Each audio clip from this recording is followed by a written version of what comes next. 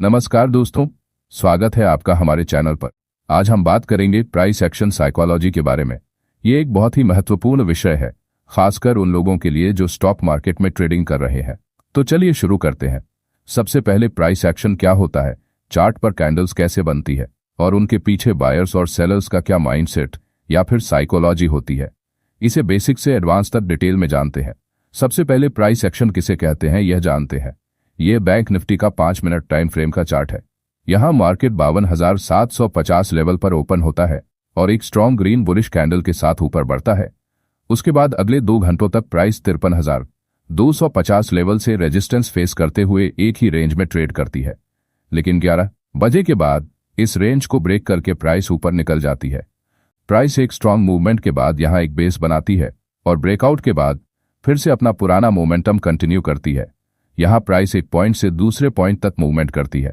जब भी प्राइस को किसी डायरेक्शन में आगे बढ़ना होता है तो प्राइस कभी भी एक सीधी रेखा में आगे नहीं बढ़ती। प्राइस को आगे बढ़ाने के लिए मार्केट में बायर्स और सेलर्स का होना जरूरी होता है।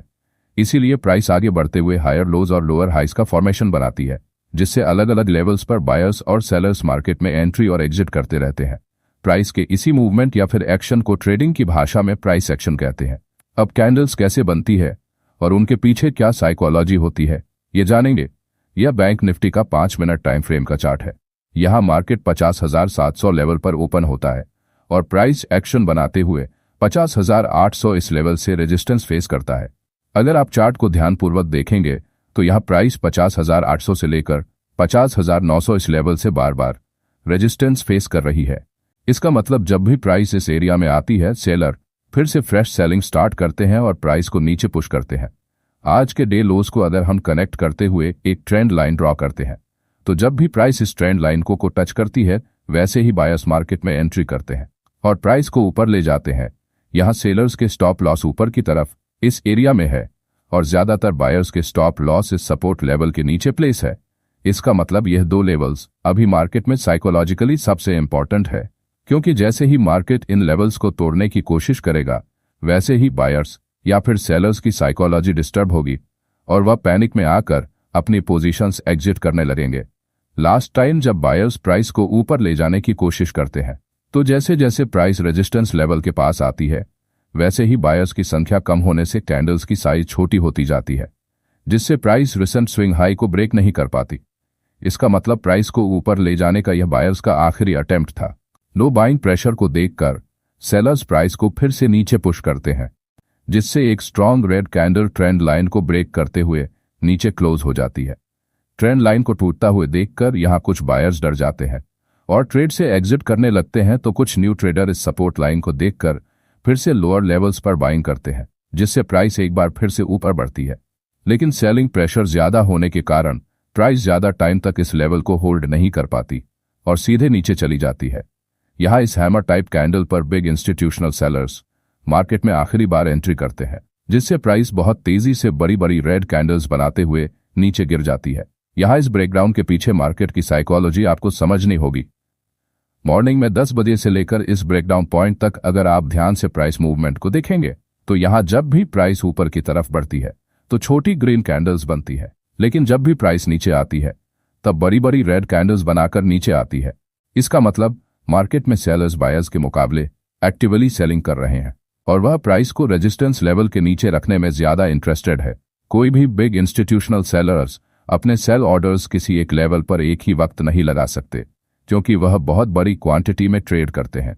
इसलिए उन्हें अपने सेलिंग ऑर्डर्स को एग्जीक्यूट करने के लिए मार्केट में लिक्विडिटी चाहिए होती है। इसी वजह से मार्केट में लिक्विडिटी बनाने के लिए प्राइस को बार बार ऊपर की तरफ पुश किया जाता है, जिससे ज्यादा से ज्यादा रिटेल ट्रेडर रेजिस्टेंस ब्रेकआउट के उम्मीद में बाइंग करते हैं और इन बिग इंस्टीट्यूशनल सेलर्स के सेल ऑर्डर धीरे धीरे एग्जीक्यूट होते हैं। जैसे ही रिटेल ट्रेडर्स का बाइंग इंटरेस्ट कम होता है, वैसे ही यह बड़े सेलर्स ऊपर से सेलिंग स्टार्ट करते हैं और प्राइस को गिरा देते हैं।